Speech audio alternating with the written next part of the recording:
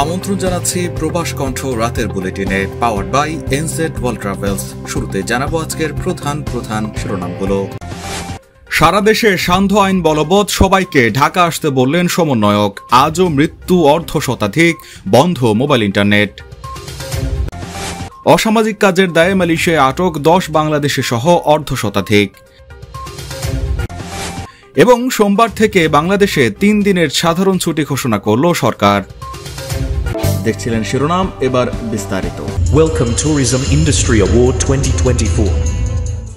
The best ticketing travel agent dipersilakan Anzac World Tour and Travels in Glen Berhad.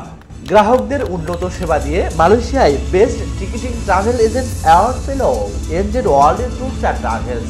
কুয়ালালামপুরের royal চুলানে আড়ম্বরপূর্ণ এক অনুষ্ঠানে tourism industry award 2024-এ travel agent ক্যাটাগরিতে সেরারের স্বীকৃতি তুলে দেওয়া হয় এনজেড কর্তৃপক্ষের হাতে। সঙ্গে থাকুন এনজেডের। কোটা বিরোধী আন্দোলন ঘিরে সহিংসতা এবং অসহযোগ কর্মসূচিতে স্থবির হয়ে আছে গোটা দেশ। এরকম পরিস্থিতিতে সরকার আজ সন্ধ্যা 6টা থেকে অনির্দিষ্টকালের জন্য কারফিউ জারি করেছে। রোববার স্বরাষ্ট্র মন্ত্রণালয়ের সিনিয়র তথ্য অফিসার শরীফ মাহমুদ অপু এক সংবাদ বিজ্ঞপ্তিতে বিষয়টি নিশ্চিত করেছেন। এতে বলা হয়েছে, আজ সন্ধ্যা 6টা থেকে পরবর্তী নির্দেশ না দেওয়া পর্যন্ত ঢাকা মহানগর সহ বিভাগীয় সদর, সিটি কর্পোরেশন, পৌরসভা, শিল্পাঞ্চল, জেলা সদর ও উপজেলা সদরে সান্ধ্য আইন বলবৎ থাকবে। তবে এটি ঘোষণার পরপরই তা প্রত্যাখ্যান করেছেন বৈষম্য বিরোধী ছাত্র আন্দোলনের সমন্বয়কারীরা। সমন্বয়করা তাদের ব্যক্তিগত ফেসবুক অ্যাকাউন্ট এবং সংবাদ মাধ্যমে পাঠানো বিজ্ঞপ্তিতে এই কারফিউকে প্রত্যাখ্যান করেছেন। এদিকে অসহযোগ আন্দোলনের মধ্যেই বৈষম্য বিরোধী ছাত্র আন্দোলনের অন্যতম সমন্বয়ক নাহিদ ইসলাম বিজ্ঞপ্তি দিয়ে আগামী দুদিনের জন্য নতুন কর্মসূচি ঘোষণা করেছেন। শুরুতে মঙ্গলবার সারা দেশের ছাত্র, নাগরিক, শ্রমিকদের ঢাকায় আসার আহ্বান জানানো হলেও পরে তা পরিবর্তন করে আগামীকালই সবাইকে ঢাকায় চলে আসতে বলা হয়েছে, যেটিকে লং মার্চ টু ঢাকা নাম দেওয়া হয়েছে। সরকার পতনের এক দফা দাবিতে আন্দোলনে বৈষম্য বিরোধী ছাত্র আন্দোলন এখনও দুর্বার গতিতে চলছে। এ নিয়ে দিনভর সংঘর্ষে সারা দেশে 48 জন নিহতের খবর পাওয়া গেছে।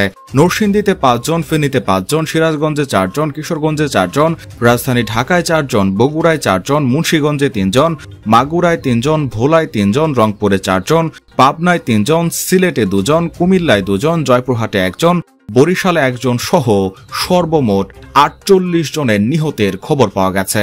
শিক্ষার্থীদের অসহযোগ আন্দোলনের প্রথম দিনে বিক্ষোভ ও সহিংসতা ছড়িয়ে পড়ায় সারা দেশে মোবাইল ইন্টারনেট বন্ধ করে দিয়েছে সরকার। মোবাইল ইন্টারনেট বন্ধের নির্দেশের ফলে সামাজিক যোগাযোগ মাধ্যম ফেসবুক, মেসেঞ্জার, হোয়াটসঅ্যাপ এবং ইউটিউব কোনো কিছুই মোবাইল ইন্টারনেটে ব্যবহার করা যাচ্ছে না। এছাড়াও ব্রডব্যান্ড চালু থাকলেও ব্রডব্যান্ডে দেখা যাচ্ছে না ফেসবুক, মেসেঞ্জার কিংবা হোয়াটসঅ্যাপের মতো সামাজিক যোগাযোগ মাধ্যমগুলো। মালয়েশিয়ার পেরাক ইমিগ্রেশন বিভাগ আজ ভোরে কিন্তা জেলার 2টি বিনোদন প্রাঙ্গণে এক অভিযানে 53 জন অবৈধ অভিবাসীকে গ্রেপ্তার করেছে। পেরাক ইমিগ্রেশনের পরিচালক mayor Hezbollah mayor Abdul Malik বলেছেন, অভিযানটি জেনারেল অপারেশন ফোর্স এবং রয়্যাল মালয়েশিয়ান পুলিশের সহযোগিতায় রাত 1:30 শুরু হয় এবং 4 ঘন্টা পর্যন্ত একটানা চলে অভিযান। তিনি বলেন, ইমিগ্রেশন আইন 1959 এবং 1963, ইমিগ্রেশন রেগুলেশন 1963-র অধীনে অপরাধ করেছে বলে 53 জন বিদেশিকে গ্রেপ্তার করা হয়েছে। গ্রেপ্তারকৃতদের মধ্যে 25 জনে চীনা নারী, 16 জন ভিয়েতনামি নারী, এছাড়াও থাইল্যান্ড ও ইন্দোনেশিয়ার 1 জন করে নারী এবং 10 জন বাংলাদেশি পুরুষ রয়েছেন। আটককৃত সকলকে পরবর্তী ব্যবস্থা গ্রহণের জন্য ইপো ইমিগ্রেশন ডিপোতে পাঠানো হয়েছে। সারা দেশে চলমান পরিস্থিতিতে আগামীকাল সোমবার থেকে 3 দিনের সাধারণ ছুটি ঘোষণা করেছে সরকার। রোববার নির্বাহী আদেশে এই ছুটি ঘোষণা করা হয়। জনপ্রশাসন মন্ত্রণালয় সূত্রে এই তথ্য জানা গেছে। কোটা সংস্কার আন্দোলনকে ঘিরে সহিংসতা সংঘাত ছড়িয়ে পড়লে গত 19 জুলাই রাতে সারা দেশে কারফিউ জারি করে সেনা মোতায়েনের সিদ্ধান্ত নেয় সরকার। পরে 21 থেকে 23 জুলাই পর্যন্ত সাধারণ ছুটি ঘোষণা করা হয়। এরপর 24 ও 25 জুলাই বেলা 11টা থেকে বিকেল 3টা পর্যন্ত সীমিতভাবে চলে সরকারি বেসরকারি অফিস। এদিকে সবশেষ পাওয়া খবরে আজ সারাদিনে বাংলাদেশের বিভিন্ন জেলায় সহিংসতা ছড়িয়ে পড়েছে।